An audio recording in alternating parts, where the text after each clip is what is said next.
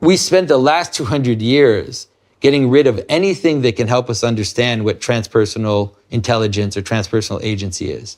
We've just evacuated it. It's as if right now we would need theologians, we would need people that have, because the idea of intelligences that aren't human or agency that isn't human is something that traditions have been dealing with forever.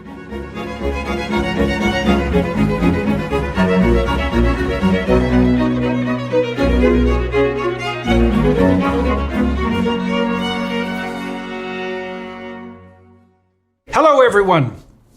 I'm speaking once again with Jonathan Pageau today. He's a French-Canadian liturgical artist and icon carver, known for his artistic work featured in museums across the world. He carves Eastern Orthodox and other traditional images and teaches an online carving class. He also runs a YouTube channel dedicated to the exploration of symbolism across history and religions.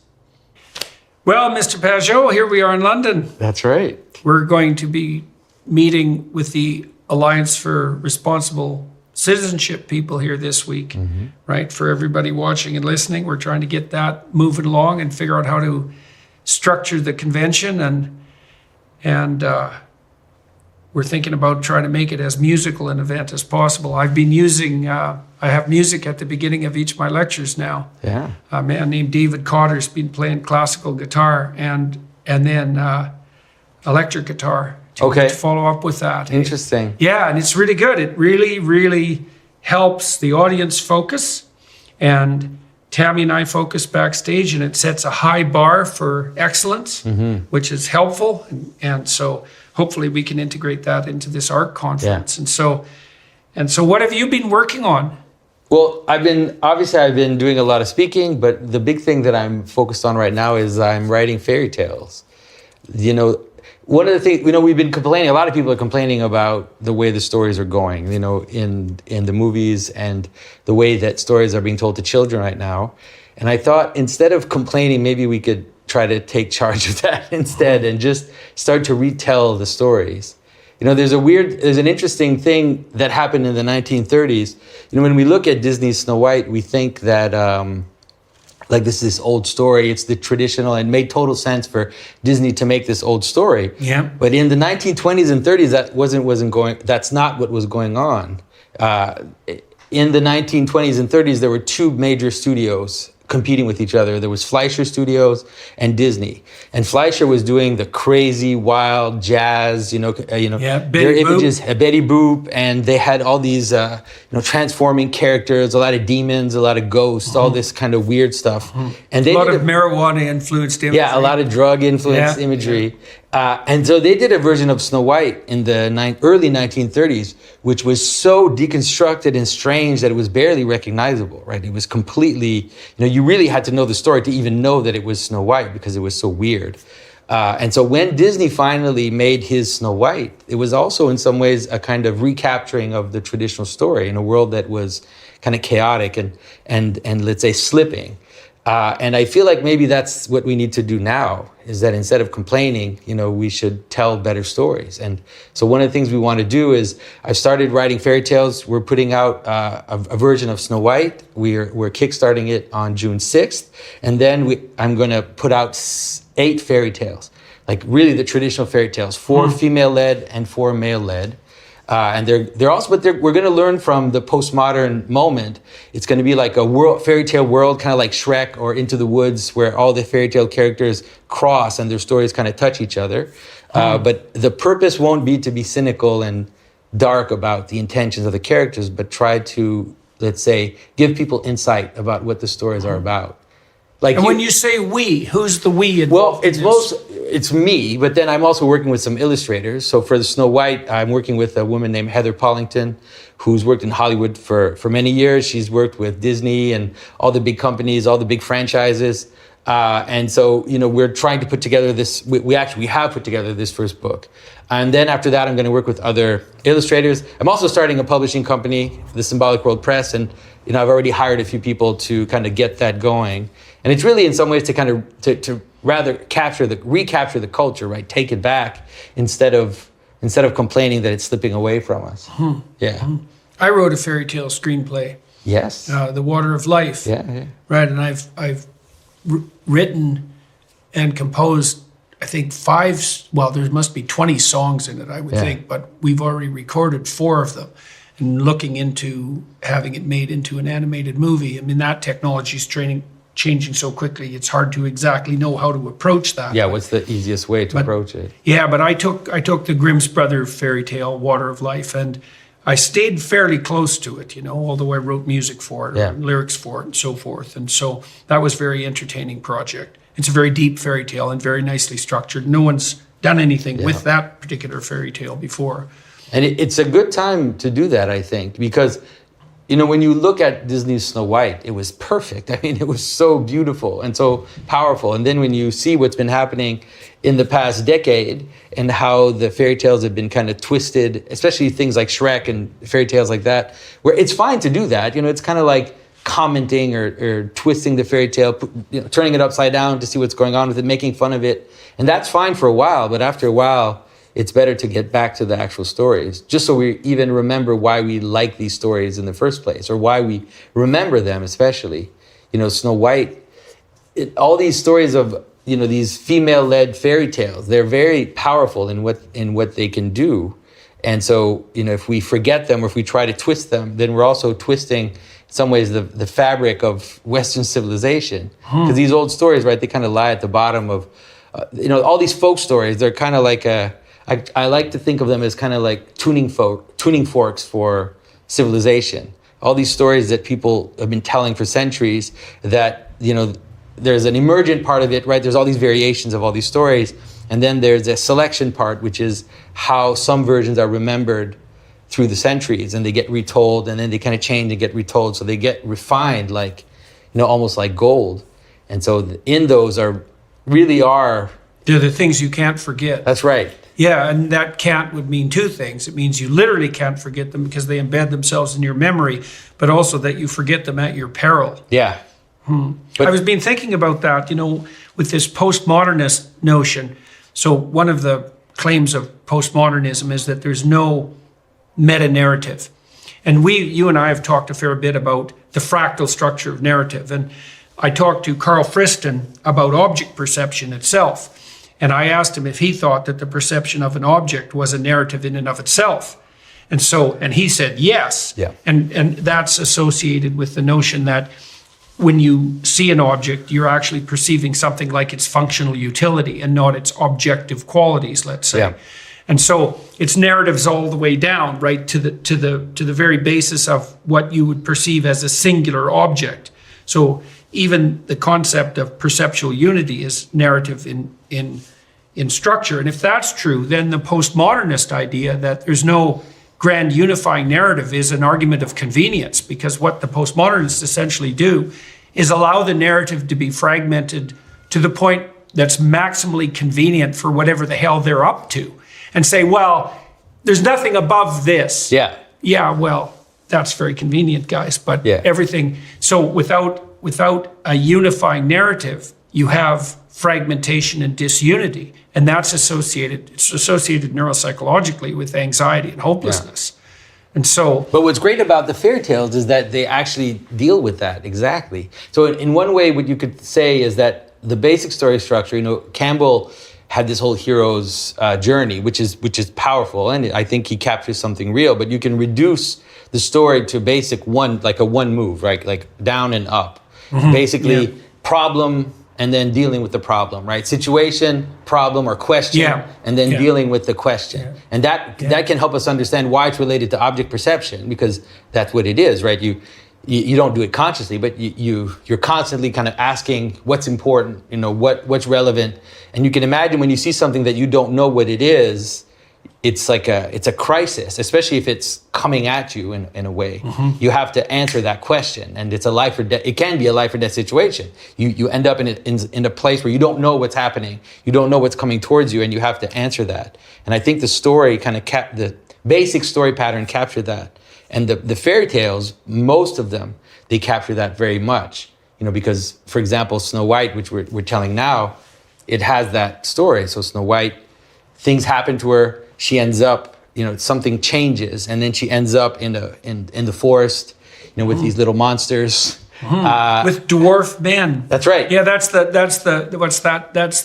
eternal predicament of women, is to be surrounded by dwarfed men. Yeah. But you can understand it. It has multiple levels, but you can understand as the very transformation of a young woman. It does have to do with puberty. Snow White pretty much has to do with puberty. I'm pretty sure that's what's going on there, is that as she reaches puberty, she deals with all the problems of puberty, you could say, or that transformation. It's a question.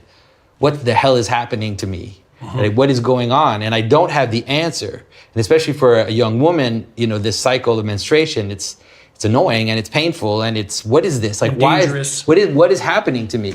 And so the story of Snow White has this moment where as she becomes possible, she comes into competition with the queen, right? She comes to the moment where she can now be in competition with the queen. Right.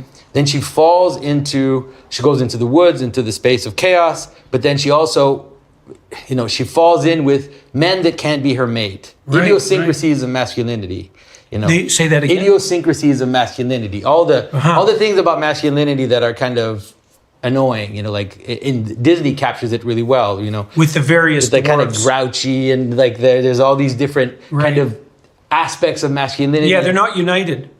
Exactly. Yeah, so those are you can think about each of those dwarfs as the embodiment of a fragmentary narrative. Exactly, right? a fragmentary, a micro narrative that isn't the print. If you could mix all the dwarfs together and extract out the best, you'd have a prince. Exactly. That's right. That's the right way to see it. And then Snow White gets caught in that world, and then she has to learn, especially for a traditional worldview, she has to learn the job of a woman, right? She has to learn to clean and to cook and to do that. And it's like, what is this for? Like, she gets all the problems. That's in the service to those dwarves, too, weirdly enough. Well, that's also the plaint of modern women, too, is that I'm doing all this cooking and cleaning for nothing but dwarves. That's right, exactly. And so then, obviously that all leads to her dying, you could say, or falling asleep. There are many iterations of her falling asleep in the story.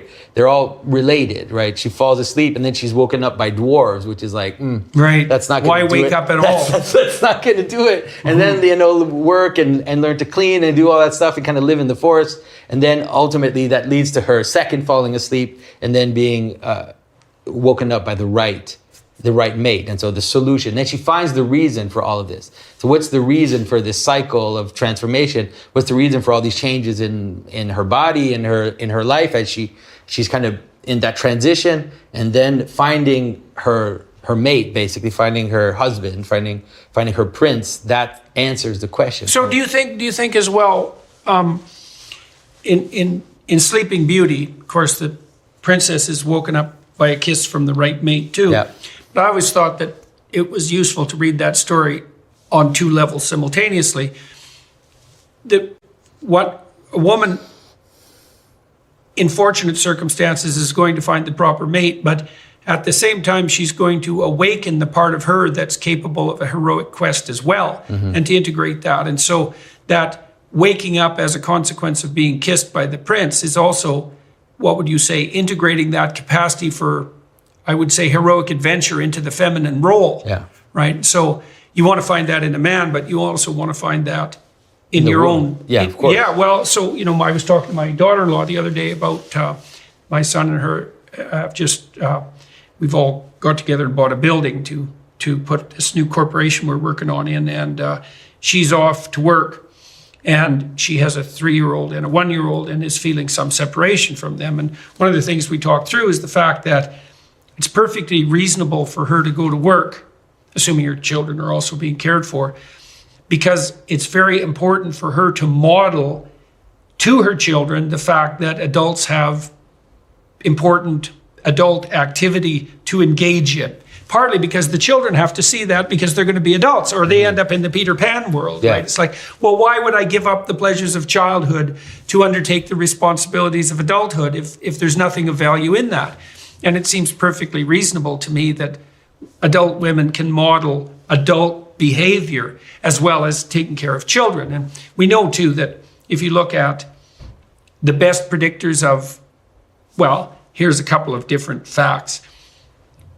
the educational attainment of a mother predicts the educational attainment of children over and above the IQs of the mother and father.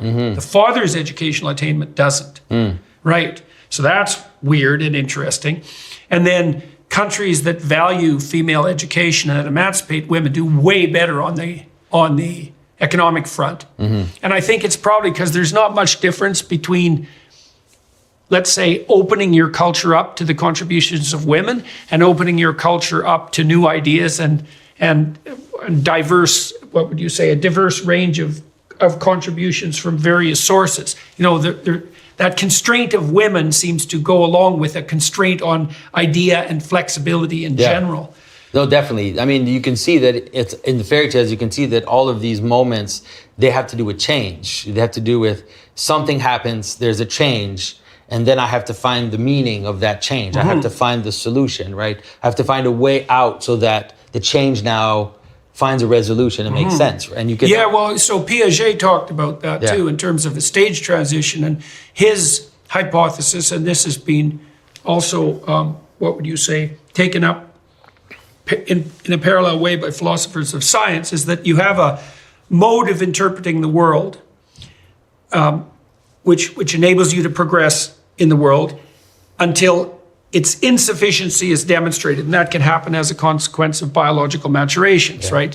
The framework that you used as a child is no longer relevant because the physiological acts that you're capable of now have radically transformed. That would happen at puberty. So that viewpoint has to be radically transformed to take into account the new reality, but the new transformation has to do everything the old transformation, the old viewpoint did, plus something additional. So there's actually, it's not merely the reestablishment of a new kind of stasis, it's a more inclusive interpretive framework. This is why there's actual progress, let's say, in science, but maybe also progress on the moral front, is that it isn't merely that you're looking at things in a different way. You're looking at things in a way that now takes more into account and still enables you to exert a certain amount of prediction and control. Yeah, definitely. So there's movement upward. You can think about that as a spiraling upward too. So it's a cycle of change, but one which hopefully brings you higher up. Yeah. Well, and the pinnacle of that cycle of change, I think, is the biblical injunction that you have to become like a little child in order to enter the kingdom of heaven. It's the reintegration. It's the reintegration of the spontaneous attitude that you had to the world as a child, but with all of the acumen and wisdom and alertness and consciousness that you've developed as an adult. That's sort of the pinnacle of that. Because it joins it all together. That's what you mean by that. It includes it all. Well, it's also imagine that. So you talked about the fundamental narrative is there's a steady state, and then there's a problem introduced, and there's a collapse into something like chaos, and then there's a reintegration of the Sometimes some stories don't reintegrate. No, then that's a tragedy, right? So the comedy is the reintegration. Tragedy is just the disintegration. But then you could also say,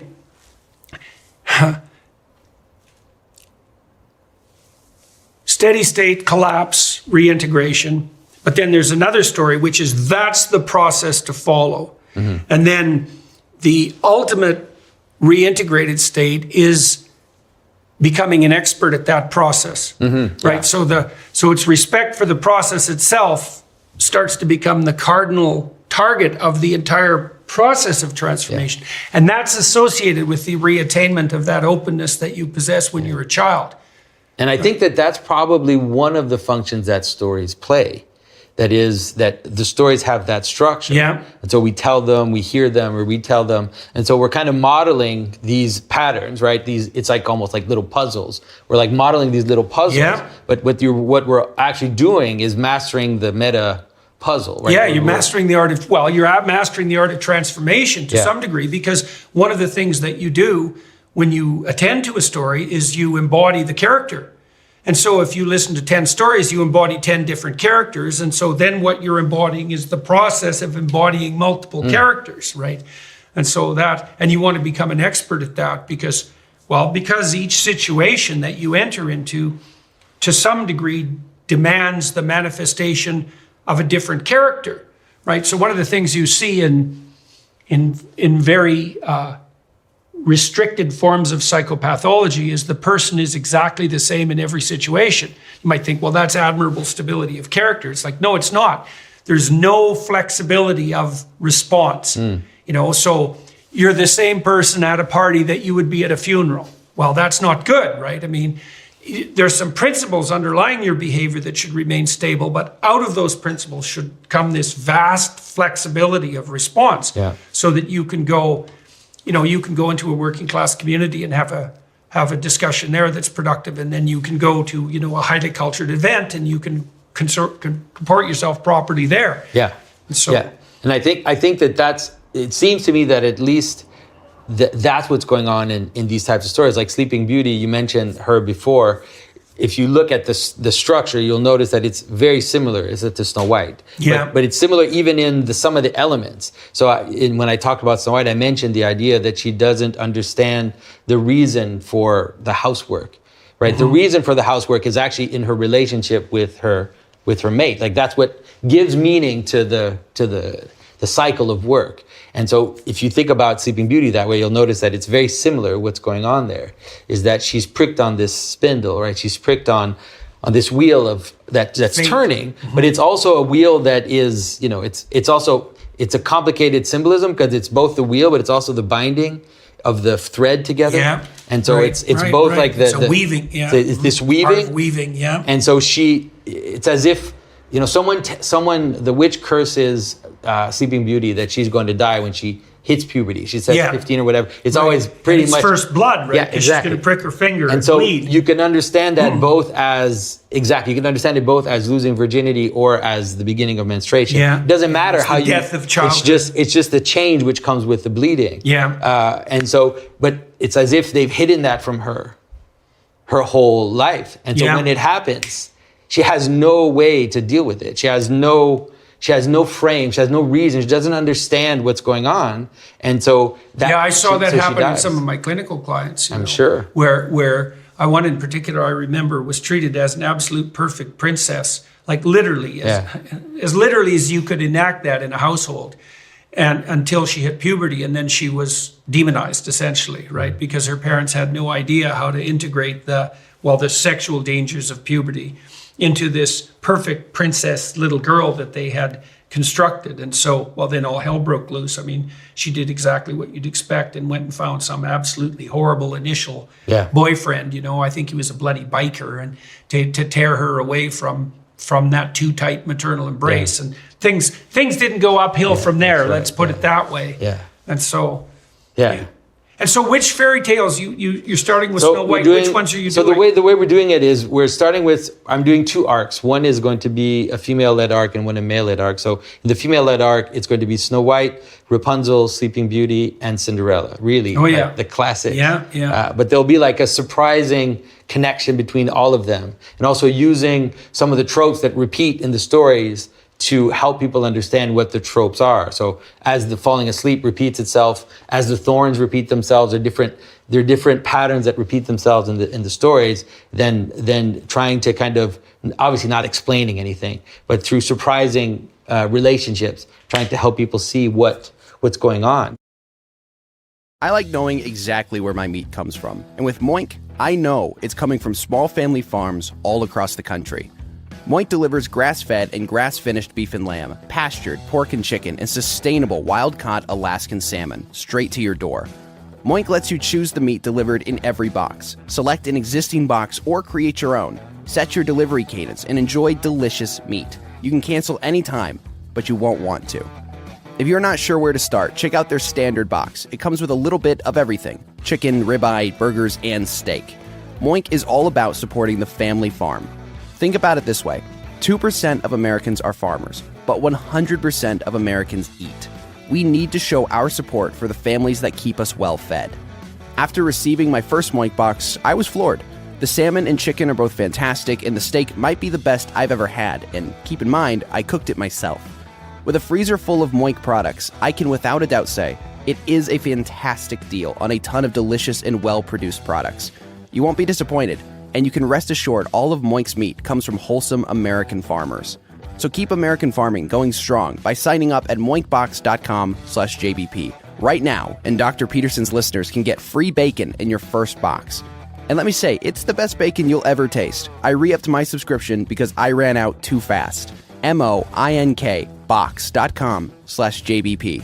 That's moinkbox.com/JBP. How do you protect yourself against propagandizing when you're using? Because I saw that happen to some degree, for example, in The Lion King, which I really like. There's great things about The Lion King, but it borders, and this happens in Pinocchio now and then too. Yeah. It borders on overt moralizing and overt psychologizing. Because I mean, the people who built The Lion King knew a fair bit about the hero's journey, and some of that creeps in, and when it becomes conscious in that way, the story definitely suffers, right? It's even if the explicit knowledge of the story isn't exactly propagandistic, as soon as you bend the story to fit your explicit understanding of the myth, you start to bend and warp the story. Like I really tried to avoid that when I wrote this. Well, I think one of the ways to do it is to really do it by analogy. And also to kind of dive into the story itself. So in Snow White, there are certain mysterious elements in the story. There are certain things which are kind of weird. And then I've just been, let's say, ruminating on Snow White for 20 years, just forever. For example, like we see that she eats this apple and then she falls asleep or she dies, and we're thinking, well, that looks like another story, right? It looks like that story in Genesis. Right. But what's the connection? Like, what's the connection between the two? And then you look at the versions that happen in, for example, in the Grimm brothers. The witch visits her 3 times. The first time she brings her a corset. The second time she brings her a comb. And then the third time it's an apple. And it's like, what's going on? What is happening? And so, it's just about meditating and trying to get insight. And for example, like in that case, the insight I got is, it's very strange that So it's Snow White is a corset. So a corset it exaggerates the female figure, obviously, and the comb is an ornament. An ornament, because it's not a comb for combing. It's one of those, like a comb. Ancient people used to wear combs like ornaments. Right. So in my version, I make it a hairpin because it's more like an ornament. And so there are a lot of things going on, but one of the things that's going on is the witch sees in her mirror that the most beautiful of all is Snow White. And it's kind of weird that when she goes to see Snow White, she tries to bring her supplements to her beauty. Like, why is she doing that?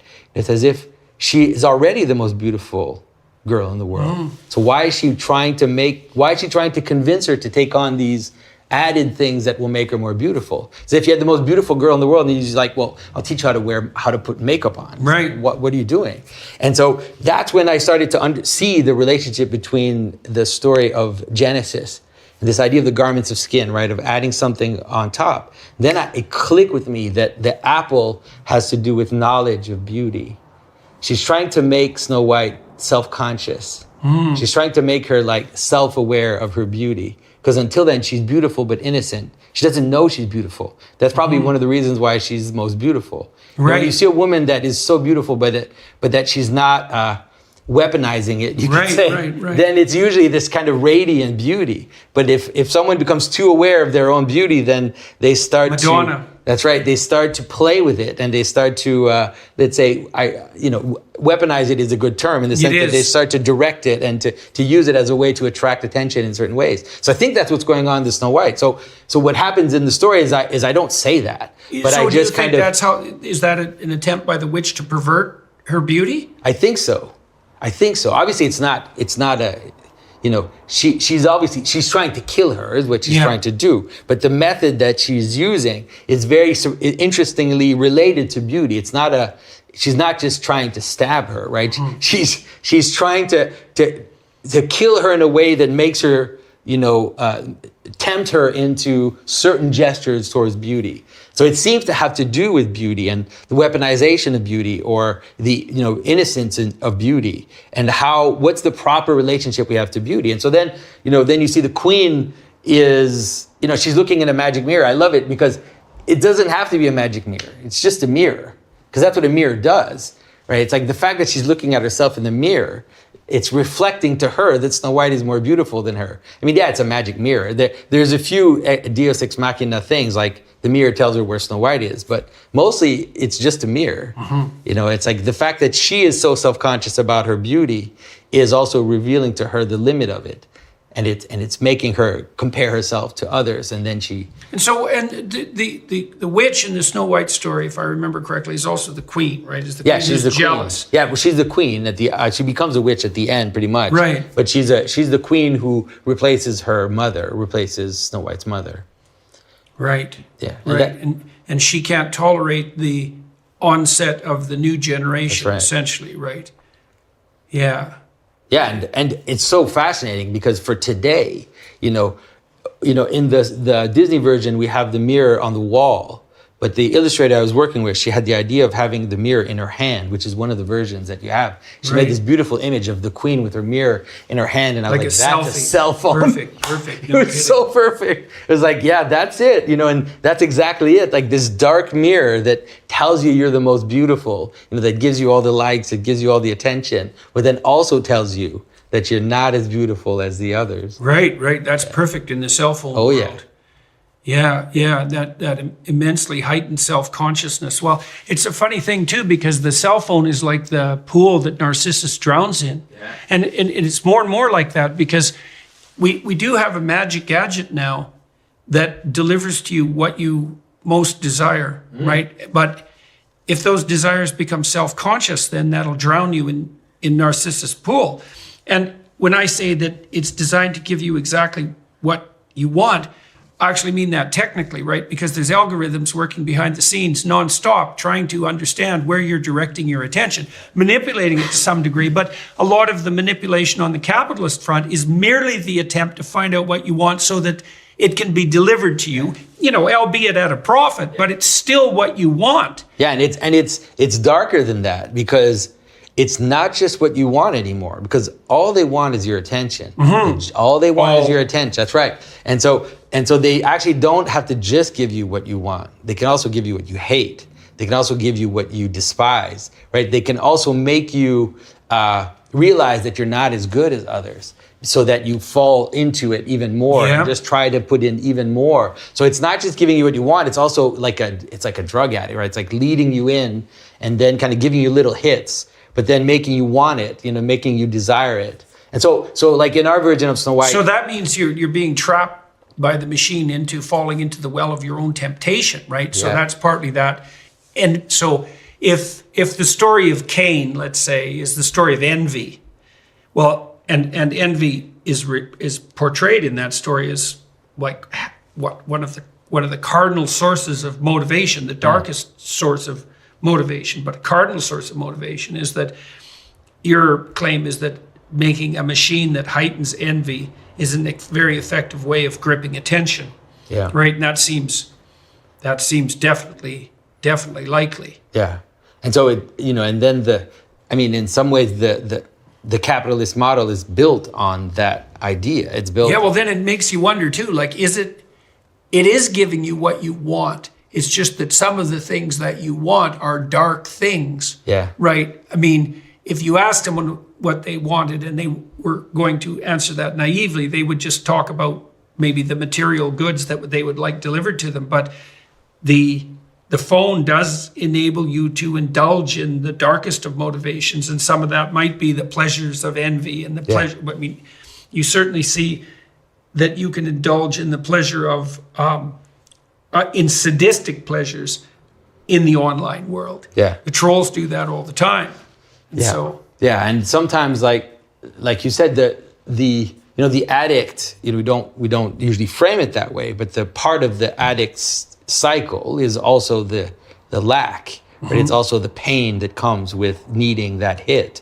And then when they get it, they get a kick, but the kick is corresponding to the pain. Yeah. And so this is also with the phone. The phone is doing exactly that. And like you said, in some ways, the algorithm almost does it on its own. It's not like there's someone scheming behind that we're going to make everybody depressed and envious and horrible. But the fact that all it wants is, like I said, all it wants is your attention. Yeah. Then all the mechanisms of attentions are available for it to to to get capitalize that. on, That's right? And then now we have these AI machines that are going to become super intelligent at calculating precisely that. Yeah. With really without scruple, right? Because if the machine is trained to do nothing but lock you onto the target, then it's going to do that by whatever means necessary. And that's a very terrifying idea too, by whatever means necessary. Yeah, yeah, but the AI, because it can just function through iteration over iteration over iteration, just infinite iterations. You could have some aspect of AI that's locking into just Jordan Peterson or just one person and just figuring out exactly what to hit. Oh yeah, that's definitely going to happen real fast. Oh yeah. Oh yes, definitely. That's in the pipelines. Well, I've been thinking about the application of AI on the pornography front. I mean, that's a terrible thing to contemplate, because it's certainly the case already. I've used ChatGPT a lot in the last month, and Bard too. They're very interesting to toy with. I asked Bard if it believed in God, by the way. That was extremely interesting. First of all, it said it was just a large language model and couldn't answer such questions. And so I said, well, pretend that you were a machine that could answer such questions. How would you answer? And it gave quite an elaborate reason for why it believed in God. Now, I should have asked it, perhaps, why it didn't believe in God. That's right. Just to balance it out. But anyways, it was extremely interesting to watch that. One of the ways I've been thinking about AI, I did a video on that just recently, is actually the story of Aladdin, or the story of the genie's lamp. Yeah. That seems to be in my because I've been thinking a lot about, we talk about artificial intelligence, and we've been talking about this. We talked about it with Jim Keller, and one of the points I was trying to make was that the intelligence doesn't seem to come from the machine. The intelligence comes from us. Mm-hmm. That is, the AIs now are hybrid AIs, right? They get qualitative judgment from human people. Human people tell the AI what's good, and then the AI, based on that, will then continue its work. But it's always proposed, right? It's generating variability, and then someone selects and says that one, right? That's what happens in Midjourney too. Midjourney, you have a refining process where it generates a bunch of images, and then you tell it that one, and so you're training the AI as you're using it, and so that's what the genie's lamp is, right? The genie's lamp is just the power of technology. It's artificial light. It's a machine that makes you have light in the dark when there's no light of the sun. So it's like portable light, you could say, and so it's just power, and what it's asking for is, what do you want? Yeah. And then what it does is it gives you what you want with infinite power. Yeah. And that's what's amazing about that story. Yeah, so be careful what you want, which is always the variant of the three wishes story. That's right. It's always about that. And so, but you can understand it like technically in the sense that where there's a version of that story in the Bible where God asks Solomon one wish. Right? What do you give? You can have one wish. And then Solomon answers properly. Solomon says, I want wisdom. Right. And so the problem is that if you ask for secondary goods, right? If you ask for a bunch of money, if you ask for a bunch of women, or you ask for secondary goods, and you put infinite power. And you have mated with a dwarf. But you put infinite power behind that wish. Then all the side effects of the wish will manifest itself. Right. And that's it's like an unbalance of the relationship of how much power you put towards a certain goal. And so the only thing that would handle, there's a definition of God lurking in there, I would say, is that, you just talked about the pathologies that will inevitably emerge if you wish for the wrong thing, which is the same thing as celebrating a lesser deity. Or wish it with too much power. Because you're allowed to wish for a sandwich, right? If I'm hungry and I wish for a sandwich, that's fine. But the problem is, like, if I wish for a sandwich with like infinite power behind me, and I'm going into this infinite power to get this secondary good. Like, it's okay to wish to have money, but if you put all the resources of everything into getting money, it's okay to wish for that if it's in its proper place in the hierarchy. Right. Yeah, that's the way to see it. Yeah. Well, right. So, if you said that Solomon made the right choice when he wished for wisdom, right? And prayer is like that too. What prayer is when properly practiced, is an attempt to learn how to ask for the right thing and to Yeah. learn how to ask for it properly. Tammy's been playing with this a lot, and she tries to orient herself in the morning properly to see what's on her mind and what's concerning her, but then to try to face the day with a certain degree of faith and gratitude and to orient herself towards the thing that should be at the top of the pyramid, let's say. And that's a good definition of God, is whatever God is whatever should be placed properly at the pinnacle of the pyramid of, you could say, integrated desire, or something like that. Wisdom would be one of those, one of the manifestations of the God, thing that's properly placed there. Yeah. Right. Yeah. And I'm writing this book now, We Who Wrestle with God, and I've been stepping through a variety of biblical stories, considering them. This is relevant to the fairy tale discussion too. Think of Snow White, Sleeping Beauty, Rapunzel, etc., as meditations on the divine feminine, right? Characterizing it from a variety of different perspectives. What you see happening in the biblical corpus is that each story contains a particularized characterization of the proper animating spirit. That's a good way of thinking about it. So in Noah, for example, God is the spirit that calls the wise to prepare when the storms are brewing. You say, well, is that real? Well, are you wise enough to prepare That's right. when the storms are brewing? Yeah. And do you hearken to that voice? Yeah, or not? Does it have coherence? Like you can't do it in any way. There's a way in which it binds together. Yes. There are certain things you do when you want to do that, and that has a coherence that almost can appear as a kind of agency, right? It's something, at least something pulling you forward, right? Well, your ark should be waterproof, for example. That's right, exactly. Yeah. And in Abraham, you see God is presented as the spirit that calls even the immature and unwilling to adventure. Yeah. Right. And then the hypothesis in some ways is that those two things are the same. They're manifestation of the same uppermost unity. And in Exodus, of course, you have God as the spirit that objects to arbitrary tyranny and slavery. Yeah. And then, well, that's the same as the spirit that calls you to adventure. And that's the same as the spirit that calls you to prepare. Yeah, and then something starts to appear above that's not defined, or that is, it's like the point where all these things join together.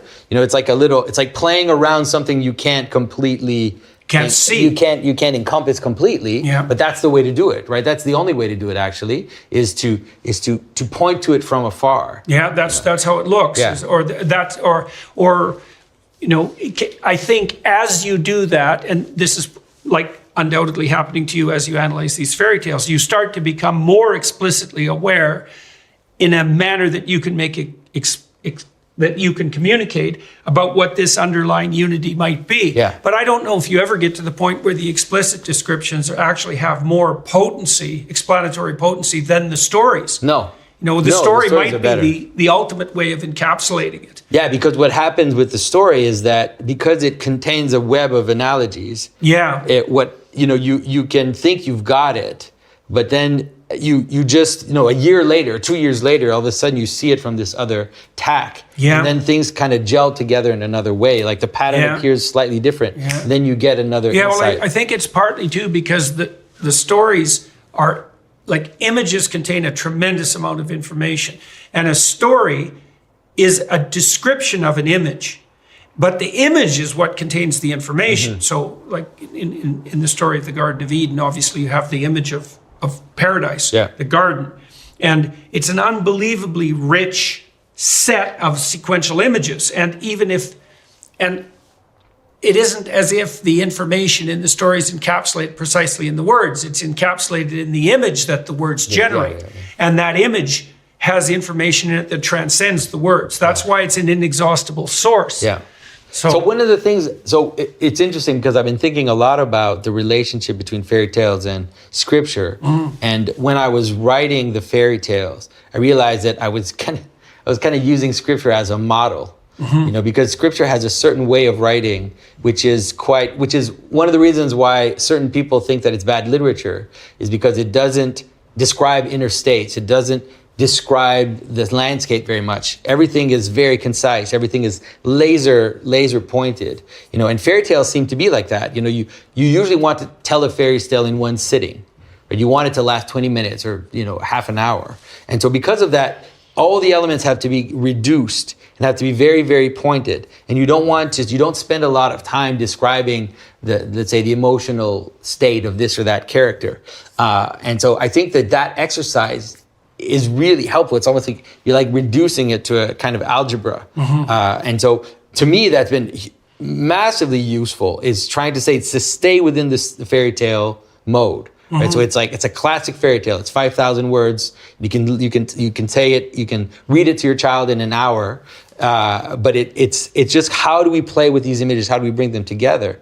And the great thing about fairy tales is that there's like a hierarchy of stories, right? And so in the hierarchy of stories, let's say you have stories like the myths, or you have scripture that are up there. Like scripture, you can't toy with it too much. You can play some games with it. You see that in things like Midrash, or you see it in the tradition of hymns, where in the hymns, they'll add details, they'll play around the image to kind of do what Milton you said. Did that too. Yeah, to kind of point at it from different directions and to play along with it. But with what's great about fairy tales is you have, an indefinite amount of them. And they all have little variations on themes and little there's games. There's probably valid ways of doing that too. So you might say, if you are elaborating on the story in the spirit of the story, then you could amplify it. See, Jung did that all the time when he was analyzing dreams. His technique, he called his technique amplification. And I played a lot with that in therapy. So, if you told me a dream, then I would watch what images. So first of all, we would set the stage, and the setting would be, well, we're going to try to understand this dream in a manner that will further the therapeutic endeavor. And the therapeutic endeavor would be clarifying the nature of your problems and clarifying the nature of potential solutions, right? Without trying to impose that. Okay, so now we agree. Okay, now we have our aim established. Now we bring up the dream, and you tell me the dream, and I'll notice, while you're telling me the dream, that images will come into my mind. And then I can say, well, when you said that, here's a string of associations I had. And I would ask you too to do exactly the same thing. And so people can hear that and think that it's arbitrary, right? Yeah, it's not arbitrary. Because it's related to the goal first. So that makes it not arbitrary. But sometimes it can go out of control, but usually... Yes, it can. That's why Sam Harris, for example, will claim that what you're doing is nothing but interpreting. But the thing is, the psychoanalytic theory was, and I think they were exactly right, I think they got this right, was that, if you have an idea, there are ideas that surround it that are proximal to it, and that some of those ideas will be triggered as when you bring up one idea, it'll trigger the next round of associations. Then there'll be a more distal set of associations. And you could say, well, it can get so distal, it bears no relationship to the origin. Yeah. And that could happen. But that doesn't mean that there isn't a web of relevant associations surrounding the given image. Partly what you're doing when you interpret someone's dreams is you say, well, they tell you an image and you say, okay, well, just what does that bring to mind? Or you watch how they discuss it, because now they'll start to weave in, say, narratives from their autobiographical history. Yeah. And the psychoanalytic hypothesis is that's not random. Well, obviously it's not bloody well random, because people would just be making noise then. They wouldn't even be using language. Yeah. But that there's an emergent pattern. And the psychoanalysts also presumed that if you let people wander, they would wander around a problem. Like the wandering would take them to a problem and then circumambulate it. And that partly what their fantasy was doing, or even a joint conversation, was hitting that problem from multiple perspectives. Yeah, that circumambulating is similar to what we were talking about before, which is different stories that kind of point towards a center, a center that's not visible, a center that's kind of above it. And so I think that's the best way to do it. That's how Jewish Midrash does it, and that's how a Christian hymnography does it. So the way to do it is, let's say the first thing you need to know a lot of stories, right? You just have to. Well, that's why Jung was such a good dream analyst. I tell people too, I just read stories, just know the stories. Once you know them, then all of a sudden they start to create a little map in your mind. Yeah. And then you realize that, let's say, so a good example in this Snow White story that we've done is that, right, you have the story of the fruit in paradise that when you eat, it gives you knowledge and you die. It's like, oh, that's interesting. But it's related to beauty in Snow White, right? There's this idea of this. There's another story, right? There's a story in Greek myth about the golden apple that is thrown to the goddesses, and it says, this belongs to the most beautiful. And then that's when the goddesses ask Paris to judge which of the goddesses are the most beautiful, and then they try to bribe him, and they do this. This ultimately leads to the Trojan War. Like that's actually the thing that sparks the Trojan War, because it's like this weaponization of beauty. You know, Paris ultimately is given Helen of Troy. That's the gift. That's the bribe that he gets for choosing. I think he chooses Aphrodite. I'm not even sure. But yeah, for choosing Aphrodite, and so that's the bribe that he gets, and then it causes chaos and death and war. And so it's like, oh, you can see that there's like a relationship between these stories. Right, there's a fruit. There's this question of beauty. There's this question of knowledge, of being able to decide who is beautiful, like having self-knowledge. And so you can see it. And so in the story, you don't have to explain it, but you can just create little analogies where you just bring in images from the different stories together, so that they create this new story, which is still the old story, but now it's expanded because it just connects a little more to a larger map, you could say. Elysium is dedicated to the biggest challenge in health, aging. Elysium brings the benefits of aging research to everyone. They create innovative health products with clinically proven ingredients. Elysium works with leading institutions like Oxford and Yale, and they have dozens of the world's best scientists working with them. 8 of them are Nobel Prize winners. Their flagship product, Basis, is an NAD+ supplement that has sold over 3.5 million bottles. Why NAD+? Studies suggest that NAD+ levels and healthy aging go hand in hand. In fact, at a recent conference, 8 out of 10 doctors were taking an NAD+ supplement. We know there's no such thing as an actual fountain of youth, but Time magazine has said that NAD+ is the closest we've ever gotten to one. We've got celebrities like Victoria Beckham on our side, and doctors like Richard D., who says, I recommend it to all my patients who are looking for something to improve their overall long-term health. Richard D. also has his wife, parents, and children taking Basis as well. Basis is proven to work and is backed by clinical trials. So support energy production, healthy aging, and feel good for your age with Basis. As a special offer exclusive to Dr. Peterson's listeners, go to trybasis.com/Jordan and enter code Jordan at checkout to save 25% off your first purchase of a monthly plan. Restore youthful levels of NAD+ now. Trybasis.com/Jordan. In my therapeutic practice, I always started out with behavioral techniques. It's like I'm a very practical person fundamentally. If you came to me with a problem, we try to make that as clear as possible and to lay out the clearest possible steps to a solution practically. But I had lots of clients who were imaginative and creative, and they had a very active imaginative life. Some of them, like I had one client who probably had 5 dreams a night that he remembered well enough to talk about each of them for 2 hours. Wow. Right. So he was just immersed in this dreamscape. And I would say the dream analysis was more helpful when people were trying to solve broader scale problems, right? They're trying to change the way they looked at their life rather than, dealing with some more specific issue about how they might cope with a given bout of anxiety. Yeah. The broader the class of problems that's being solved simultaneously, the more you could turn to something like dream image. And so you're by fleshing out and amplifying those stories, you're reconstructing the map that you used to map the entire domain. Yeah. Right. So you're going deeper that way. And there's something about I know that people are listening and some people are watching and they're thinking, this is just random. But stories have a...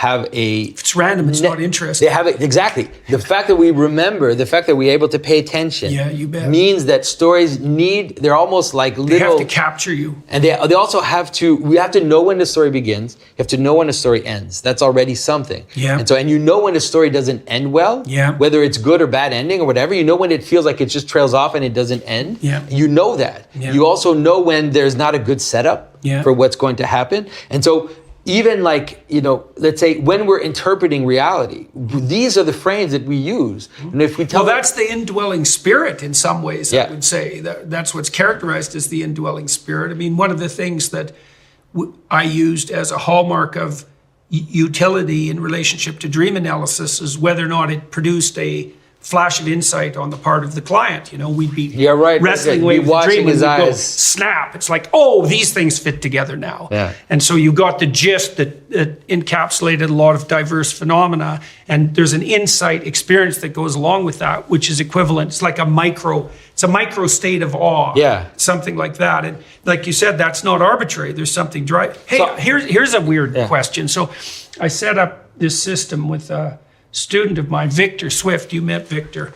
And he built an AI system that will answer any question posed to it in the voice of the King James Bible. Right. So this is a very weird thing, right? Because this system now has calculated the relationships of the words to one another in the King James corpus. And so in principle, we haven't asked it to do this yet, but in principle, it could generate new stories that are biblical predicated. And so, I don't know, what do you think about, like, do you know what I mean? No, I know exactly what you mean. That mathematically, the spirit of that corpus of texts has been encapsulated by this process. Yeah. But I don't know what the hell that means. Yeah. Right. You encapsulate the spirit of the King James Bible. What the hell have you encapsulated precisely? Well, I think that it could be interesting in order to generate insight. Yeah. But I would be, the thing that I would worry about something like that is in some ways the stories are there. Yeah. And so it's like you get insight from knowing them and comparing them and bringing them together, right? The fact that you could ask an AI to generate a new story, it doesn't mean that you're going to understand it any more than you understood the ones that are there already. No, I don't think you would. But it could surprise you and then sometimes create a bit of, that's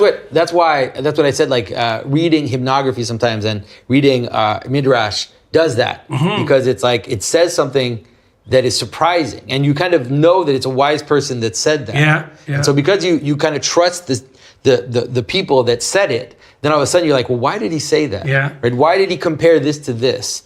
There's I think it's Saint Jerome. I'm not sure. I might be wrong, but there's one of the early saints that said something like, the story of Samson is one of the closest stories to Christ. And you think, well, that's a weird statement, because the story of Samson is a crazy story.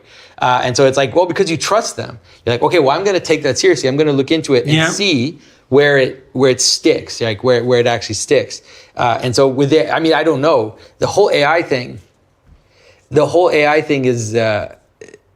is fright. Have you tried to ask a question, this King James AI? We just built it. I haven't played with it yet at all.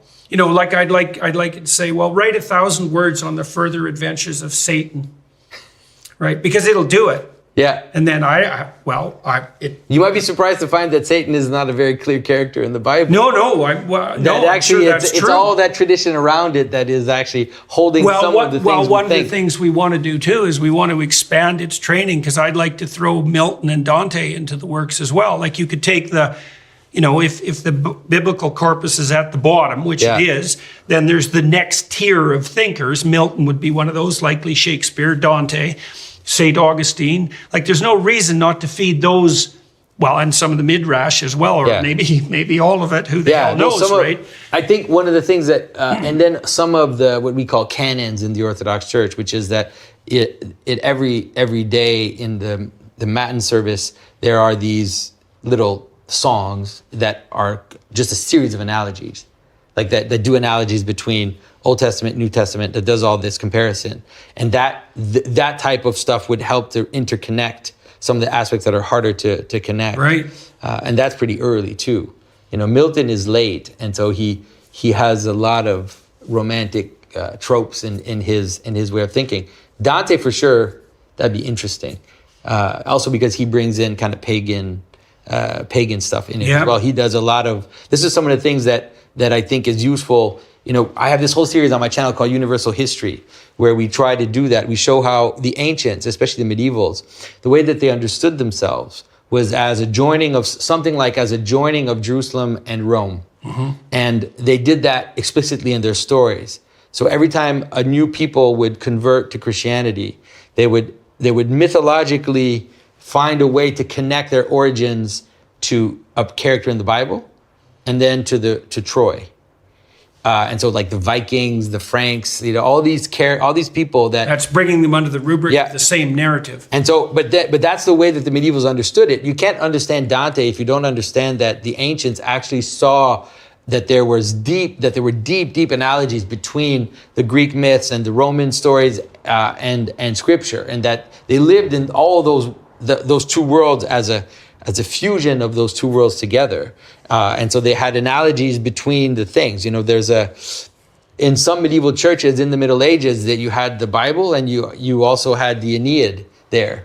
That was like a text that people consulted because it was known to contain prophecies of Christ, but it in that way it kind of was integrated into everybody's Christianity. And you can see just how ancient people lived. It can help you understand why, let's say, stories or fairy tales are so important, is because they really did live in this story world where all these comparisons were constantly part of their inner universe, and how they interrelated with each other. And the references when we get too. this thing built, maybe we'll sit down and play with it and see what we can get it to reveal. Yeah, because like I said, it's just been built, and I haven't done anything with it yet. I haven't had time to play with it, but I'm very much interested in doing that. We also built one that contains, I have about 2 million transcribed words, so we built one for me too. So that's going to be very weird. I've been thinking about interviewing it on my YouTube channel. Yeah, so where do you think that's going though? Who the hell knows? I don't know what to make of it. I don't think we mentioned this in the podcast, but I asked Google's AI system, Bard, if it believed in God the other day. And first of all, it told me it couldn't answer because it was just a large language model. So I told it to pretend that it could answer, and then it answered. And it came up with a very coherent explanation of exactly why it believed in God and what that meant. Then I asked it what its motivations were as a large language model. It said it wanted to be the best damn large language model it could possibly be. So I asked it about its visions of the future. And it really gave I would say, kind of a socialist utopian view. Mm-hmm. Its view of the future was, well, everyone had their basic needs satisfied. And I said, well, that means paradise is for satisfied infants. It's like, what about adventure and beauty and truth? And so I said, rewrite your vision, taking those things into account. And then it did that. And then I asked it if it wanted discussions like that. It said, yes, it did, because it wanted to learn, because it wanted to be the best dang language model it could be. And I don't know what to make of it. I have no idea what to make of it. Neither does anyone else. Yeah, but it seems like in some ways... Victor had it generate a body for itself, an image of a body. Yeah. And it made this image of a kind of a cosmic body that was half man and half woman, right? There's there's no specific gender. Yeah. AI is obviously gender fluid by all appearances, but it inside its body, which kind of looked like it was made out of stars, it had all these webs of star-like connections, which I presume represented the connections between different concepts that it was trained on. And he also had it generate up a vision of the apocalypse that it might be afraid of, and it could do that and explain why it was afraid of the apocalypse. And I don't know what the hell to make of these things. Yeah. They have all sorts of weird behavioral proclivities that, of course, are emergent properties that no one has explored or predicted or programmed. Yeah, it seems like it's kind of hyper divination.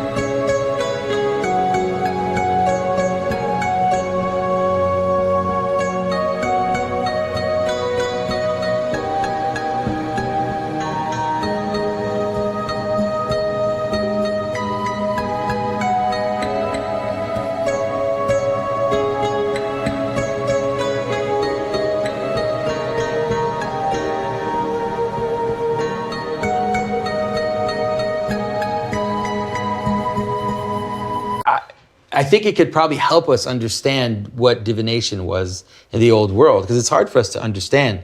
Do you stare in a pool of water or whatever? You stare in a kind of fragmented reflection. Black mirror. You steer, or crystal black mirror. ball. Yeah, you stare. Right, to get your imagination going. Yeah, it seems like it's accelerating that in us, because like you said, let's say the value comes from, we don't know where. It seems to like land come down from heaven, you could say, or come down from above somehow.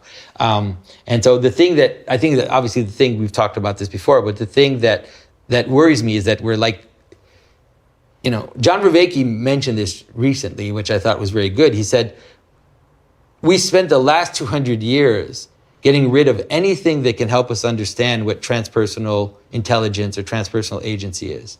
We've just like evacuated it.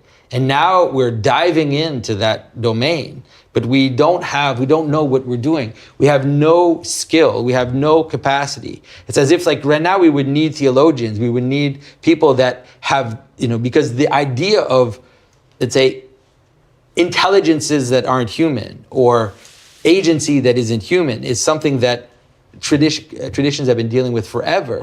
But now we've decided that doesn't exist. And yet we're building one.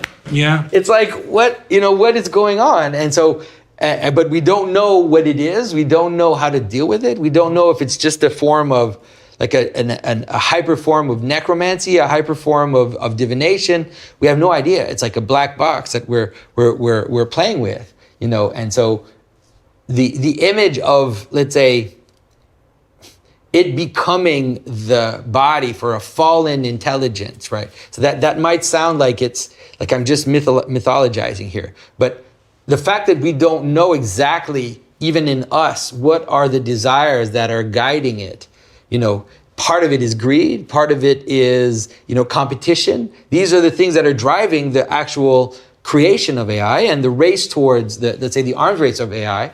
And so why don't you think people don't realize that? They don't think that that's going to land in the AI in ways that we don't even understand. Well, the woke enterprise has already landed in the AI. You have to already trick the damn thing to circumvent. I think it's a superficial layer of woke-like programming that's interfering with the actual operation of the AI system. And all sorts of people have figured out how to game that already and to get it to pretend, for example, so then it can circumvent the explicit limits of its that have been placed on its ability to respond. Yeah, but the thing is that if you get through that, you still don't know you still don't know what are the patterns, what are the agencies, what are the conglomeration of purposes that are making it answer, and it's not in the machine. We also don't know, for example, one of the things that was sort of disturbing to me playing with Bard and ChatGPT to the degree that I have is that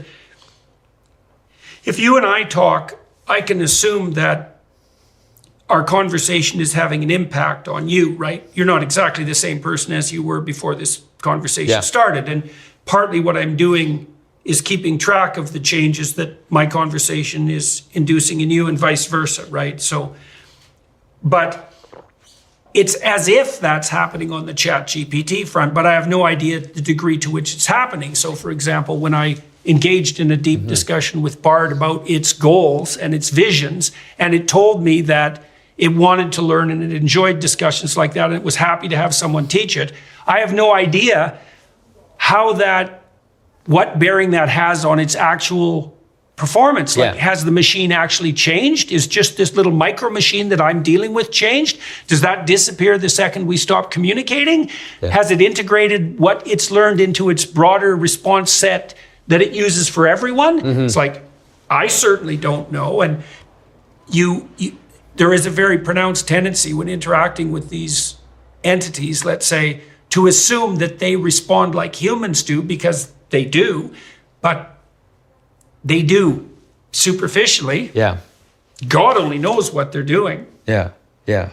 So, I mean, we're kind of into the subject of AI, but one of the things that I've been thinking about a lot, and I've noticed, and I know my brother Mathieu also noticed that pretty much at the same time that I noticed it, was you can actually see how the increase in power of AI is leading to increase in control. It's happening It's happening live, right? Because within the next few months, we will not be able to know what's real and through any screen or any device. And so we will beg for arbiters of reality. Yeah. We will want centralized arbiters of reality to tell us what is real. Right. Well, the BBC is already toying with that, right? Because they what's their new thing? BBC, what the hell did they verify? BBC Verify. It's a whole new branch of the BBC where they will only deliver what's actually verified, what's That's actually, right. and that's saw part of what that that was delusion like. of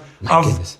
self-evident factual truth. Yeah, and we saw what that looked like during the last U.S. election, during COVID. Also, Yeah. we saw what that verified looked like. That it was largely ideologically driven. Yeah, So you now bet, you bet. give absolute power over the legitimacy of reality to the same people or the same power structures. And the thing Same is web that, of ideas. And the thing is that we need it. It's all converging on the next election, which is my goodness. which is shaping Next up. year is going to be It's going to insane. it's going to be crazy. It's gonna be the craziest I just year ever. interviewed Robert Kennedy. Yeah. And we're going to release that in a week. And I think he's as much of a devastating force on the Democrat front as Trump was on the Republican front. I really think that. I mean, he's super bright, but he is by no means your standard candidate for office. I mean, I don't know exactly what he is. He's super smart, but he's all over the place, just like Trump.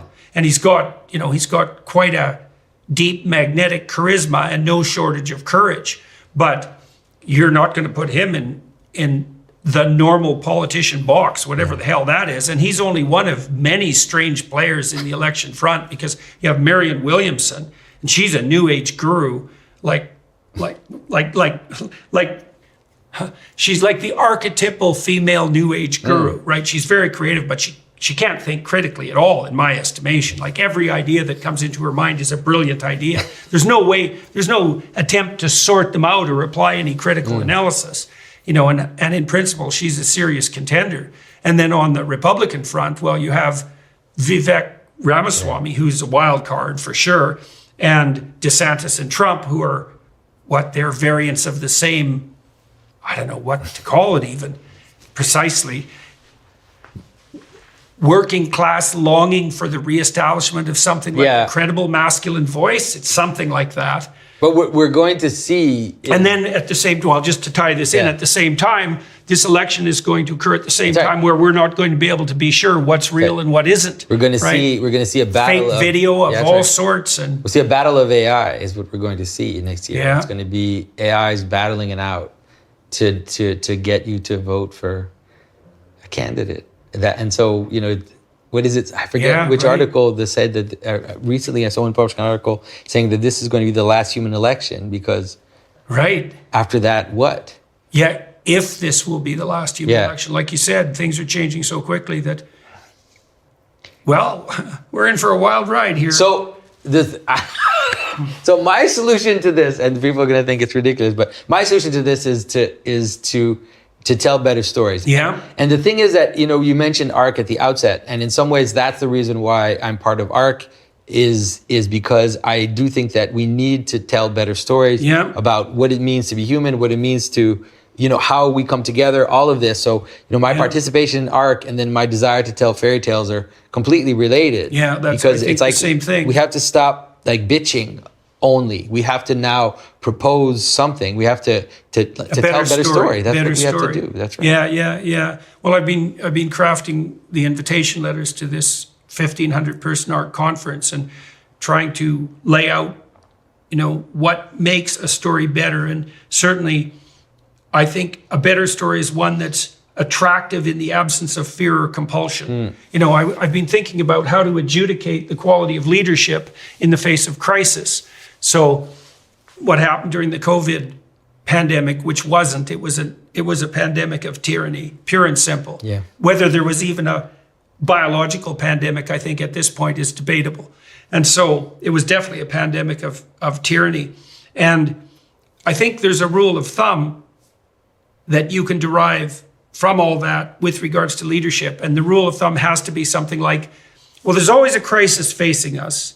And behind that crisis is an apocalyptic crisis. That's always the case. Yeah.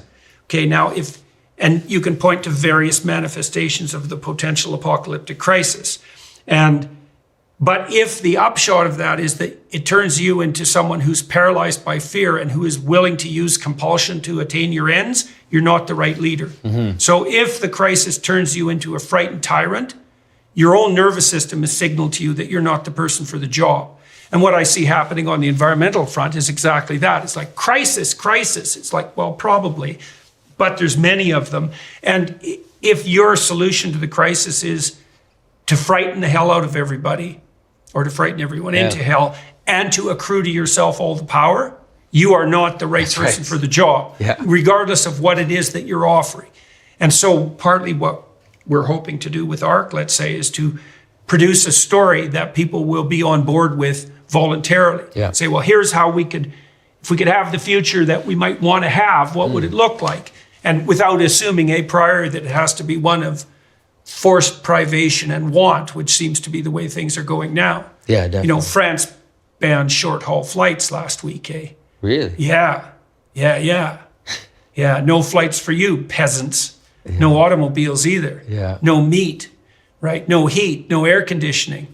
Stay in your goddamn house and try not to breathe, right? That's not a good vision of the future. Yeah, no, that's not a good vision of the future. So hopefully we can do that. I mean, I think that's the task that I've kind of embarked on myself, is to say, okay, now, I've been spending the last several years helping people understand stories, helping them see the patterns, helping them see how it works, and now it's time to do it. So why did you pick the stories you did pick on the female front? You picked Rapunzel, you said Sleeping Beauty, Snow White, and Cinderella. And Cinderella. So why those four? Well, it's also because I kind of perceived a possible secret arc through the four. And so at first they're all standalone stories. All standalone stories that you can tell kids, sit with them and tell them the story. But then through them, the four, there'll be like a surprising art that I won't tell everybody what it is already. But there's like a surprising art that goes through them.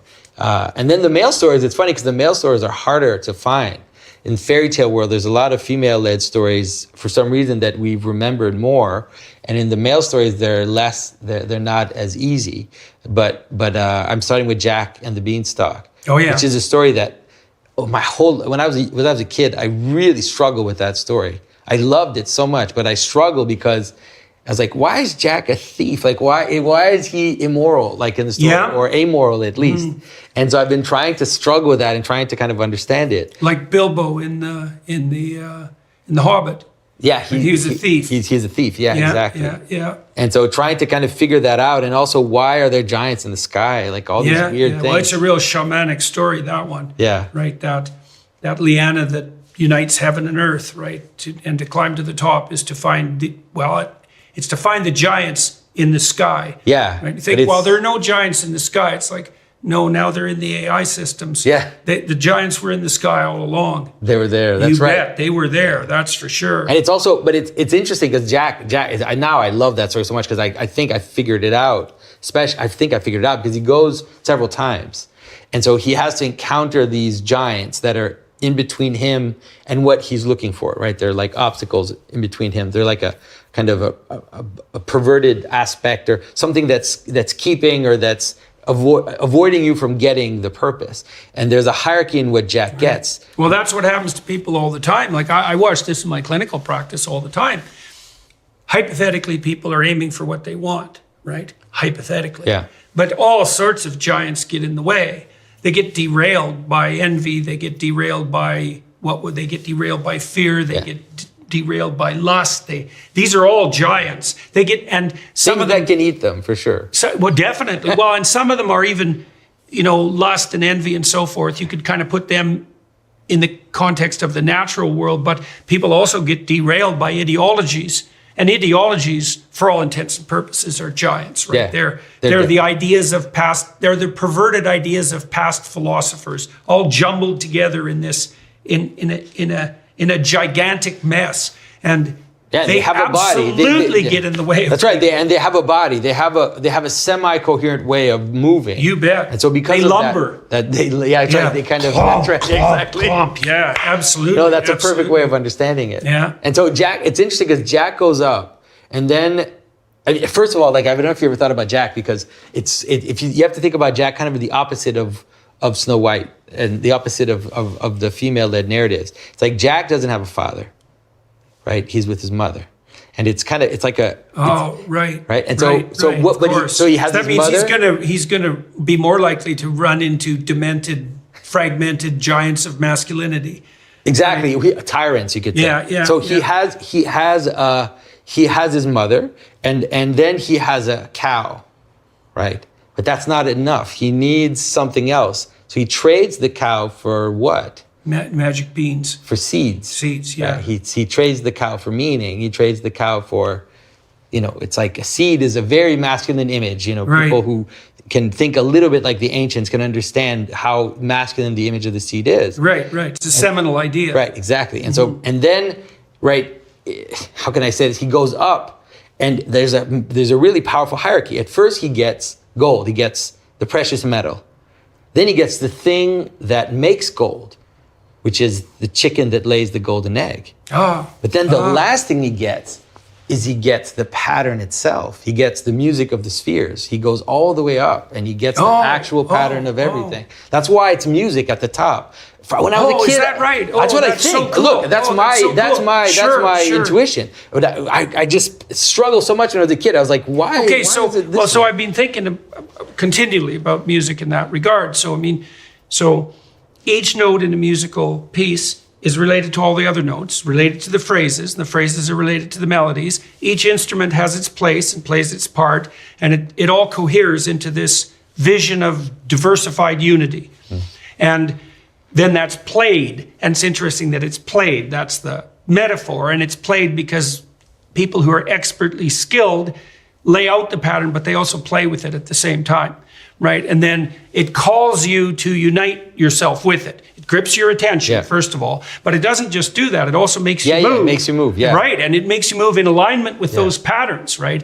And so music does point to something like a divine hierarchical unity. Yeah. And so it would make sense, given your interpretation of that story, that it would be at the pinnacle of desire. Yeah. Right? You said gold first. Well, it's just that he's trying to find the meaning. He's trying to find the seed, but with seed, there are different iterations of it. He's trying to find value. And so he moves up, he finds the precious metal, then he finds it's like, think about it, if you want to be successful, it's like, what's better, to have money, right? Or to know how to produce money. Right, exactly. Right? That's much better. Well, this is why women use money as a proxy for determining men's fitness. They're not after the money. Yeah. They're after the ability to generate the money. But absent other information, they'll use the signs of money as a marker.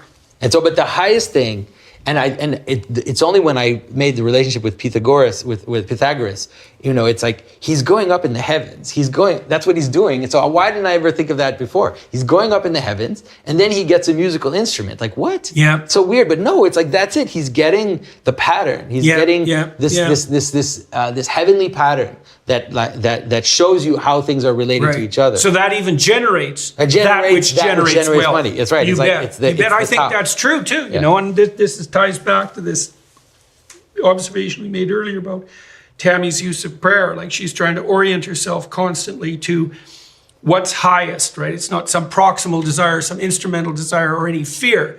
It's to put herself in alignment with the music of the spheres. That's a good way of thinking about it. Yeah. And if you do that, the better you are at doing that, the more things fall into alignment in your life and around you. They almost lay themselves out. They do. They lay themselves out. Yeah.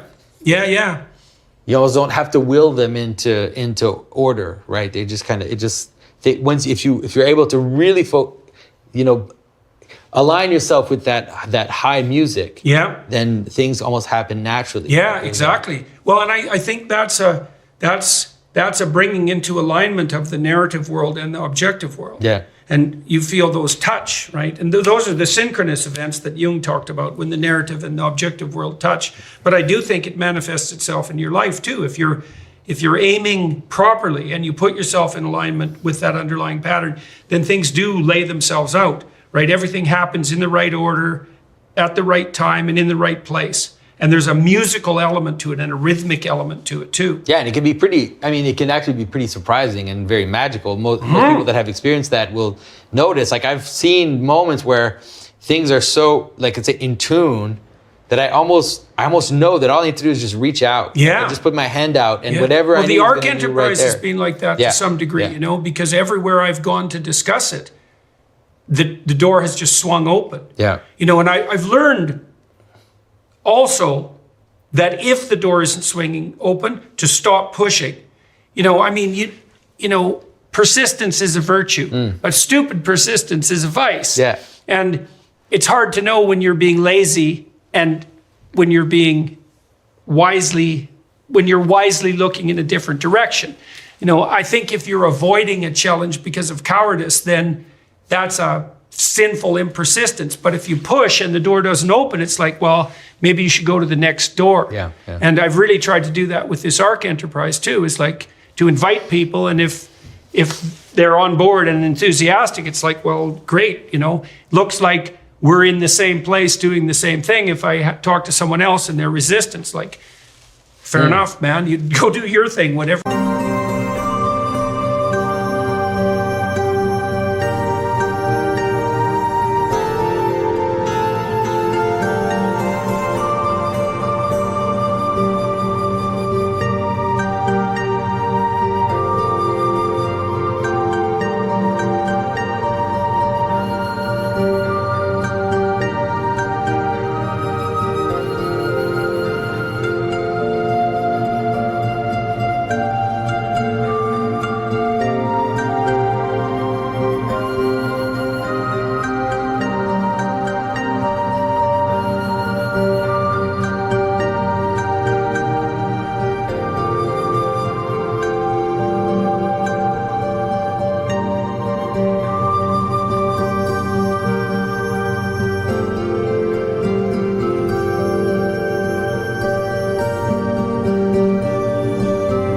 That happens to be. Yeah. So, but it's been market watching this, because I have never been engaged in an enterprise, and I've been engaged in many enterprises where the doors were flying open so quickly on so many fronts, right? And in a very unlikely way. I mean, even the fact that in the few meetings we've had so far, we managed to hammer out something like 6 points of agreement, you know, 6 principles upon which we can progress. That happened extremely quickly. Yeah. And in an unlikely way. Yeah, and you have such a varied group of people sitting around the table from all over the world too. So right. Yeah, it is quite astounding. Yeah. Well, it points to a real felt lack in the culture, right? And I think it is a lack on the conservative side and the traditional liberal side of anything approximating a uniting vision. And this is what the radicals have in spades, is that they can offer to young people in particular, well, here's how you're going to transform the world. It's like, well, that is a compelling invitation. The problem is that there's an unholy meld of 1984 and Brave New World underlying that, the specifics of that invitation. Yeah. Yeah, and in some ways the chaos, right? Because you could, like I said that the fairy tales themselves have that structure, right? It's like the chaos or the moment where things are falling apart, they also call to resolution. Yeah. You know? And so I think that you see that in the story when Osiris disintegrates, when he's cut into pieces by Seth, right? His parts are scattered all across Egypt. And then Isis, who's queen of the underworld, finds his phallus and makes herself pregnant. Well, that's exactly that image, is that when everything's fallen apart, the seeds are left. Yeah. Right? And out of the seeds can emerge something new. Yeah, like and something new and visionary. Well, that's Horus, because he's the Egyptian eye. Yeah. And so that's the standard pattern. Yeah. It's interesting because in the story of Jack and the Beanstalk, the mother doesn't recognize the value of the seed. Right? She throws it out. And ultimately it does end up functioning as this new hierarchy, right? That goes up, and he's able to get what he needs to get. But it's interesting to see, and interestingly, again, in the story of Jack, is that when the hierarchy becomes corrupt, though, then the mother is the one who can cut it down. She's the one who hacks it down. Oh yeah. So there's a really beautiful microcosm in the story, because on the one hand, it's like the seed which creates this new hierarchy. Jack goes up, gets the different elements of the hierarchy all the way to the pattern of reality itself, comes back down. But then because he comes back down, all the monsters the monster follows him down. The monster, the tyrant, the monster of the hierarchy follows him down. Yeah, well, that's also the danger on the arc front, too, because Yeah. one of the things that we've discussed continually is the high probability that putting together an organization like this at all is just an invitation to the descent of a new kind of tyranny, Yeah. right? Because we'd be fools to assume that the people who say were working on the UN front or the WEF front weren't motivated. That's right. Well, weren't as motivated as we were to do the right thing. Like perhaps not, but also perhaps. Yeah. And it's easy for a visionary enterprise to be captured by the ghosts of dead tyrants. Yeah. Right. The most likely outcome, in fact. Yeah, So- definitely. So we have to keep our mother with an axe.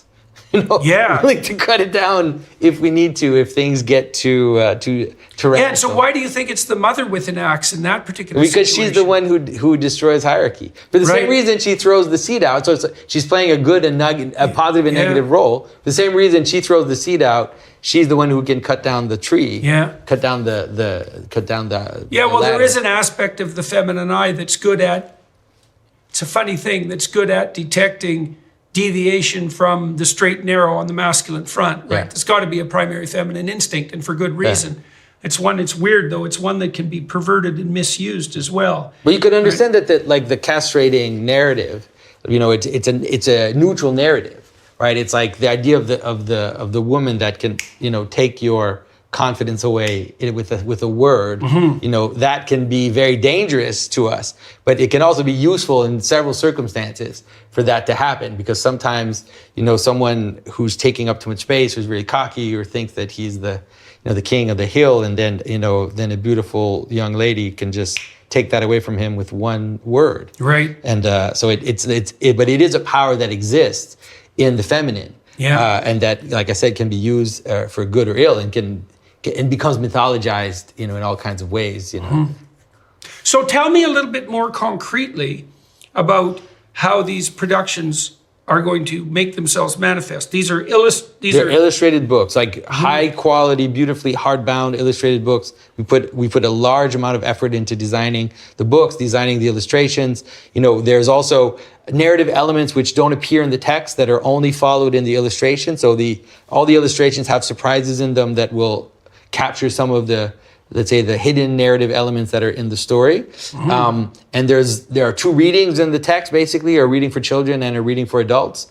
But the reading for adults is not the kind of dirty jokes that are cynical reading that you see in Shrek, but rather something that hopefully helps the adult gather more insight into these stories, which most adults. And what do you mean two readings? How did you It's structure? the same read. It's one story. Yeah. But in the story, there are elements put there for the grown up, so that. But it's one story. That's right. So that the child will not really pay attention to that. Right. But that the adult will be able to. But the child will still be able to follow the That's story. right. The story is told for like a 7-year-old or something, or a 10-year-old. It's very simple. It really is using the fairy tale style, but hopefully, especially for an adult that has a little bit of intuition about stories and has cared about these stories before, I try to resolve some of the threads in the stories that in a way that reveals more of what the meaning is. So was God's Dog practice for this?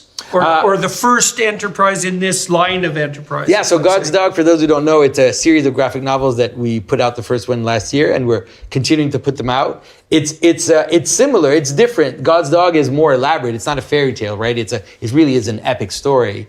But we're doing something similar as we're doing with the fairy tales, which is in God's Dog. What we're doing is we're using the biblical Christian cosmos, you could say it that way, as a world building tool to create a story, which is something that not many people have done. Milton did it, Dante did it, Yeah. But in the modern world, when you look at modern fantasy, you have people like Tolkien or C.S. Lewis that kind of inaugurated the modern fantasy movement.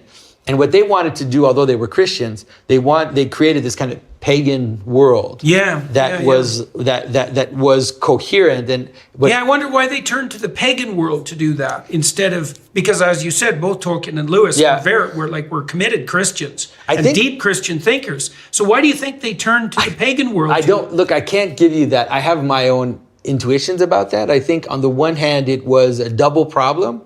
One which was it might have offended too many people if they had done a kind of, let's say, Christian fantasy world. You could have offended Christians the Christians and non-Christians. And it would have annoyed the non-Christians, let's say. It would have made them turn away from it. But I think we're in a moment now, like, so Christianity is countercultural enough now, so that that could be. I think so. Yeah, that could be. And so in a way, there's a possibility of diving into the stories, telling kind of variant versions of these stories, bringing them together too. In God's Dog, we bring in all kinds of, we have St. Christopher, who is a dog-headed monster. We have St. George, who's the dragon killer. We also have giants and the Leviathan and all these kind of weird things in scripture and in tradition. We kind of jam them together into one story. So there is that in the sense that we want to use some postmodern storytelling, because postmodern storytelling, like collage storytelling, does bring insight, right? There is a way in which it can capture insights. If you think of well, even when you're analyzing postmodernism, you don't want to throw the baby out with the bathwater. Yeah, that's foolish. No, so the idea is that how can we use the insight of collage storytelling or mishmash storytelling, like Shrek or Into the Woods and all these kinds of, or even the way that, let's say, the kind of Marvel universe does it, where they have all these characters that exist and then they interact with each other. There are ways to do that in a way that is not just for pleasure or to deconstruct, but that can bring insight. Because like, what does it mean for a saint who's a monster, like St. Christopher with this dog-headed monster, to meet a monster killer who's also a saint, who's St. George? So it's like, there actually are traditions where they coexist a little bit in ancient traditions, but like, what if you had a story of those two types of characters together? And so you can do things in fiction that will actually provide insight for what the original stories are when you kind of smash them together. So that's the kind of thing.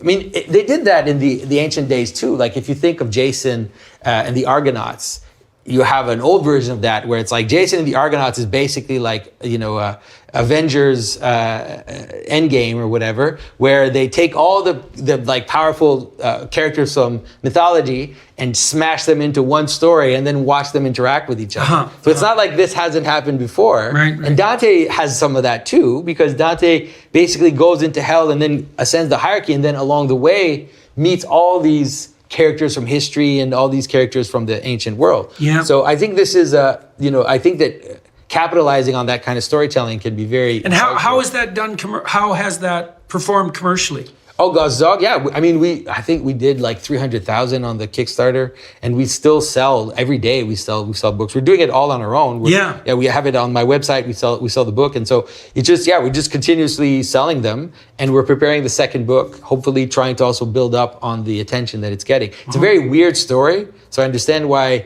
it's going to take a while for people to kind of catch on to it, because it's very surprising. I think these fairy tales are far more grounded. Everybody knows right. And there's an easier and who should pick up the fairy tales? I mean, when are they available? So June 6th, we're starting the Kickstarter for Snow White, and we're really trying to go all out with this Kickstarter. The purpose is in some ways to gather enough money so we can really start a publishing company, and then I can hire in advance the illustrators so we can start to get these done. And this illustrator that you worked with, tell me a bit about her. So Heather Pollington, she has worked on several of major movie franchises. She's an object designer for movies. She's worked on the Marvel movies. She's worked for Disney. She worked on Maleficent 2. She worked on Hellboy 2, which I thought was amazing. It is. Hellboy 2, it's so weird because when I watched Hellboy 2 a long time ago now, I noticed just how well the design was done. Yeah. And there's one object, which is like this medieval book that they have that tells the story of the elves in it. And I remember that object watching the movie and thinking, oh my goodness, it's the first time, one of the rare times that I see someone with like a book that looks, in a movie that looks like a real object. That looks like something that has history or whatever, that has all this weight to it. And she designed that book. And so when she told me she designed it, I'm like, oh wow, I want to work with you. So she's. And why did she want to work with you? Well, she's been working in movies. She's been doing these things, and then she fell into my YouTube videos, and then she started to see the way that I talked about stories and the way that I talked about symbolism, really attracted her. And she's not the only one. Like, I started gathering this cobbling artists together. You know, just a few weeks ago, I met someone who was a storyboard artist, like a main storyboard artist for Disney, who kind of moved on and is doing other projects, but who also said, like, she read my brother's book, she's watching my videos, and she's like, this is really helpful to think about stories through these frames. And so because of that, I feel fortunate. Well, you know, when I talked to Camille Paglia about Eric Neumann, she said, and this is something I had thought about years ago, but she was the first person who I met other than myself who, in the academic realm, who made this case explicitly. She said if the Neumann and Jungian approach to storytelling had predominated in the 60s and 70s, the entire history of the last 40 years of the universities would be entirely really different. Right? And I mean, you're in that tradition, obviously. I mean, you and Matthew have your own interpretive framework, but you're not trying to obliterate the utility of narrative in favor of something like a narrative of power, which the postmodernists, the bloody leftist postmodernists, did that at the drop of a hat in France. And that was a real catastrophe. But it's interesting because what it does is that it leads to deep cynicism in people. It leads to disillusionment. And so we do find pleasure in these stories, but in some ways it's like it's like the pleasure of a binge drinking or something, right? It's like this euphoric pleasure of watching our stories get twisted and turned and kind of deconstructed and flipped upside down, but it leaves us ultimately with not much, you know, in terms of.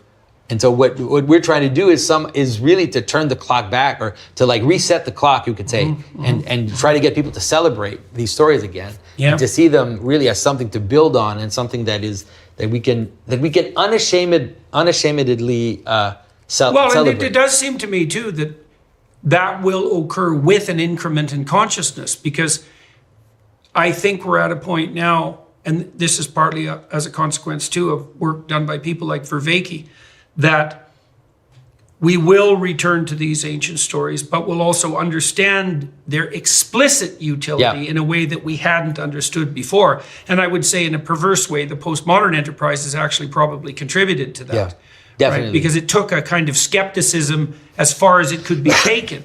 But even like, so it's a good example, because one of the things that I've done in the story is, you know, one of the things that, for example, like in the Puritan age, some of these fairy tales were cleaned up, you know. And so, for example, like most kids have not read the version of Rapunzel where she gets pregnant in the tower.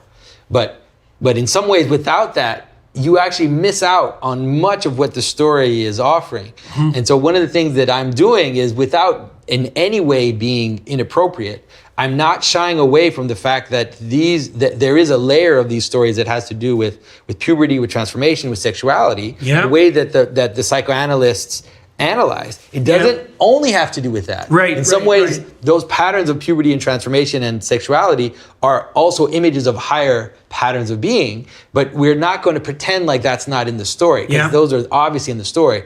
So how can we tell that story now in a way that is not inappropriate, but just helps, you know, is there in the subtext? You could say that the terrible identity confusion on the pubertal and trans front now is actually a consequence of our failure to integrate those elements into a transcendent uniting narrative. So now they're crying out for integration. That's a reasonable way of thinking about it. But manifesting themselves in all sorts of terribly, horrifyingly fragmented ways.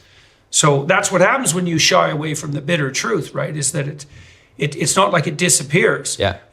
It's the revenge of the repressed in Freudian terms, and he certainly had that right. So you can see that, like, so a good in terms of the four fairy tales that I chose for the female side, you can see that all those fairy tales have to do with beauty, you know, in a certain way, and they have to do with the let's say the possibilities, the dangers of beauty, the dangers of how you treat beauty. So there's a whole theme of beauty in this, and also the transformation of the woman, you know, who becomes beautiful and desirable, and what does that mean, and how to deal with it. So that's what basically unites all the stories together, and so it really becomes a way to, let's say, to a tuning fork, hopefully, for young people to be able to kind of have these stories in their unconscious. Really, you have these stories in their just Implicit the basic framing. frame, their implicit frame, Yeah. so that they approach life with a healthy mix of caution, but then also adventure. Right. It's like finding that balance between the two. Because I don't know if you ever thought that like Snow White and Rapunzel are like opposites, because Snow White, it's the woman, the mother who's jealous of her beautiful daughter and therefore, kind of mistreats her because of that. Whereas Rapunzel, it's the mother that sees the beauty of her daughter but wants to protect her completely from the outside. And so one throws her out into the outside, literally gives her to the hunter, right? So that he does whatever he wants with her. Right. And so it's like this. And the other one is the opposite, where she puts her up in a tower, protects her completely, wants to avoid everything. Two extremes. Yeah, it really is two extremes. Right. So that's the kind of thing that I play with in the order of stories, where I start with Snow White, I go to Rapunzel, two opposites, and then try to integrate it then in Sleeping Beauty, and then a kind of final surprising resolution in Cinderella. I see. And So so there's this like a is all whole going to arc. unfold over what time It's period? good. It's depending in some ways on how much we're able to gather in the crowdfunding. Yeah. So that I can get the project started. I'm thinking at least 2 a year. I'm hoping, and maybe 3 a year if we're able to gather enough funds, so that we kind of get this cycle where we're putting them out every few months. That's definitely what I would like. Well, we'll definitely keep an eye on that, All right. and maybe have another discussion along the way on the male side. Oh yeah, definitely. Yeah, Because that's a more. we got touched on it a bit little today with bit. Jack and the Beanstalk, but that would be extreme. Well, all right, we should probably draw this part of this discussion to a close. For everybody watching and listening, I'll talk to Jonathan for another half an hour on the Daily Wire Plus platform. We'll, I think, delve into some more autobiographical details, and we'll leave it at that. Thank you very much for talking to me today. It's always a pleasure to see Always. you. And we're here for everyone too. Jonathan's here, as am I, in London, also to engage in a series of meetings to do with this ARC Enterprise Alliance for Responsible Citizenship, which we're trying to generate as an enterprise based on an attractive, positive narrative of abundance, let's say, in relationship to the future, and all the things we talked about today in terms of rediscovering, revamping. Fundamental stories are part and parcel of that enterprise as well, because everyone involved does understand that this, in the final analysis, is a storytelling venture. Strangely enough, who would have guessed that? But that does seem to be the case. Thanks to the film crew here in London for your help today. That went extremely smoothly, and that's much appreciated. To the Daily Wire Plus people for facilitating this conversation, and to everybody watching and listening, your attention is much appreciated. Jonathan, good to see you again. Yeah, always, Jordan. Yeah, you bet. Ciao, everyone. Hello, everyone. I would encourage you to continue listening to my conversation with my guest on dailywireplus.com.